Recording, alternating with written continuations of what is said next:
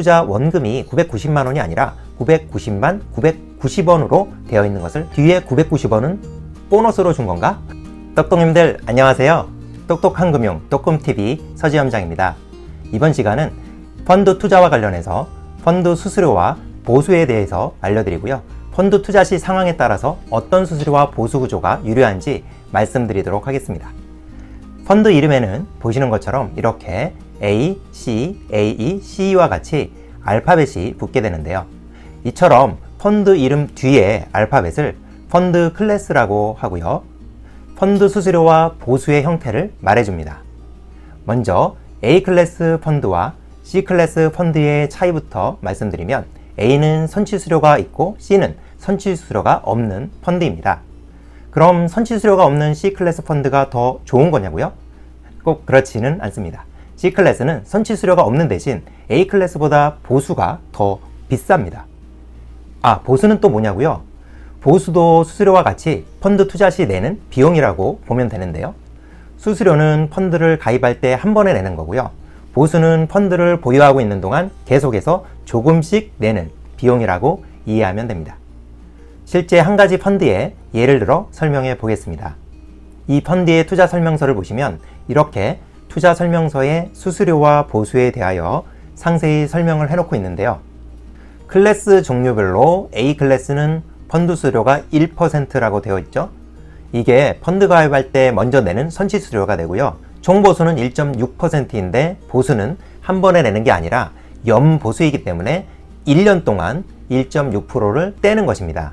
실제로는 매일매일 펀드 기준가에서 보수를 차감하게 됩니다. 즉 연보수가 1.6%이면 1.6 나누기 365해서 0.00438%만큼을 매일 보수로 떼서 펀드 기준가에 반영을 하는 거죠. 그래서 연보수는 실제 펀드 투자자 입장에서는 내 돈이 직접 나가는 게 눈에 보이지 않아서 체감을 못할 수 있지만 펀드 기준가에 보수가 반영되기 때문에 펀드의 보수만큼 펀드 수익률이 낮아지게 됩니다. 그럼 이제 C 클래스를 보면 판매 수수료는 없는 대신 총 보수가 2.2%로 A 클래스보다 보수가 비싼 것을 확인할 수 있습니다. 그럼 어떤 클래스에 펀드를 가입하는 게 더 좋은 걸까요? 우선 A 클래스는 선취 수수료와 총 보수를 합하여 1.0% 더하기 1.6%이니까 단순히 둘을 더한 펀드 비용이 2.6%가 되고요. C 클래스는 선취 수수료가 없으니까 총 보수 2.2%로 1년 이하로 투자를 한다고 하면 C 클래스가 더 비용이 적게 되겠죠.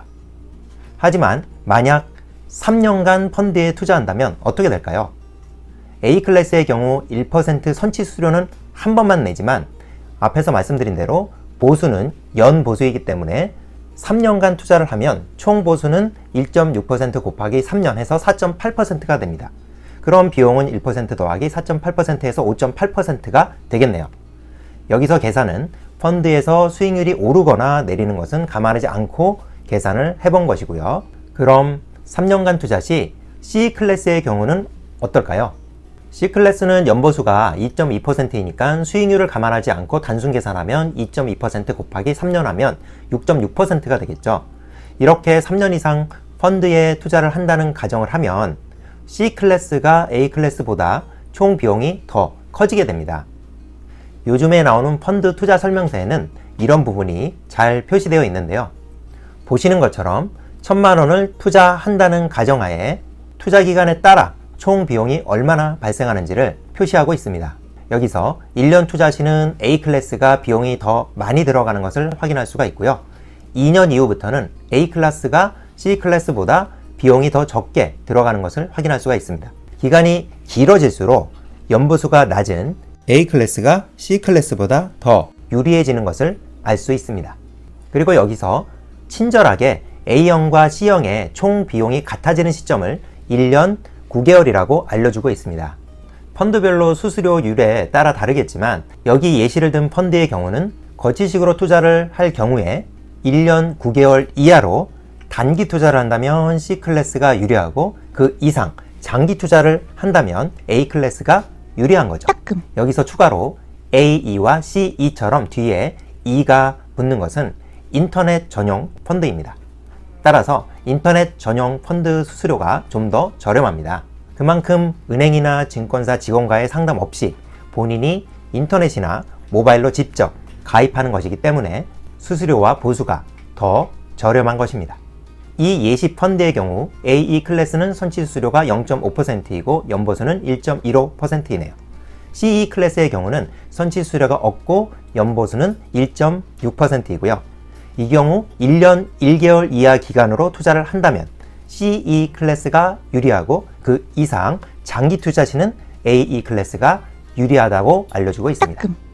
이 예시는 한 번에 투자를 하고 해지 시까지 두었을 경우이고요.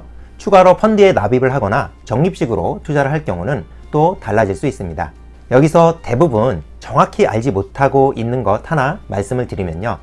선취 수수료가 있는 클래스 A의 경우 선취 수수료가 1%라고 하면 1,000만 원을 펀드에 가입하면 수수료는 얼마가 될까요? 대부분 1,000만 원 곱하기 1%인 10만 원을 선취 수수료로 떼고 나머지 990만 원이 펀드에 투자된다고 알고 있을 것입니다. 대략의 금액으로 이야기하면 맞는 이야기이지만 정확한 금액은 그렇지가 않습니다. 네? 무슨 말이냐고요? 만약 1,000만 원으로 선취 수수료 1%짜리 펀드에 한번 가입해 본 분이라면 펀드를 가입하고 이 영업일이 지나서 펀드 계좌를 살펴봤을 때 펀드의 투자 원금이 990만 원이 아니라 990만 990원으로 되어 있는 것을 확인할 수 있을 것입니다.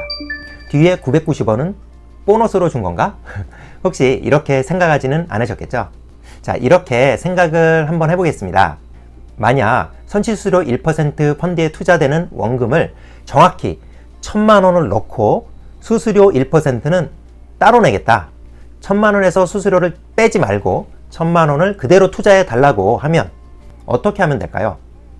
그럼 펀드에 투자되어 입금되는 금액은 1,000만 원이 되고 선취 수수료는 1,000만 원 곱하기 1%인 10만 원이 됩니다. 즉 내가 펀드에 투자하기 위해 필요한 돈은 1,010만 원이 되고요. 이 중에 펀드에 투자되는 금액은 1,000만 원, 수수료로 내는 금액은 10만 원이 됩니다. 그럼 이번에는 내가 딱 1,000만 원 밖에 없는데 이 돈으로 1% 수수료를 떼고 나머지 금액으로 펀드에 투자하겠다 하면 어떻게 될까요? 여기서 방정식을 잠깐 사용해 보면 펀드에 투자되는 금액을 X라고 하면 X 더하기 X 곱하기 1%는 1,000만 원이 되고요. X 가로 열고 1 플러스 1% 가로 닫고는 1,000만 원. 그러면 X는 1,000만 원 나누기 1.01이 돼서 990만 990원이 되는 것입니다. 내가 1,000만 원으로 1% 선취수료가 있는 펀드에 투자한다면 990만 990원이 펀드에 투자되는 원금이 되고 이 원금의 1%인 99,010원은 수수료가 되는 것입니다. 자, 이해가 되셨나요? 큰 차이가 아니어서 그냥 넘어가도 되는 거긴 한데요. 그래도 제가 좀 정확한 숫자를 좋아해서 말씀드렸고요. 이런 산수 싫어하시는 분은 그냥 넘어가시면 되겠고요. 펀드에 투자하시는 분 중에 왜 수수료 차감 후 투자 원금이 이렇게 나올까 궁금했던 분들이 있을 것 같아 말씀드렸습니다.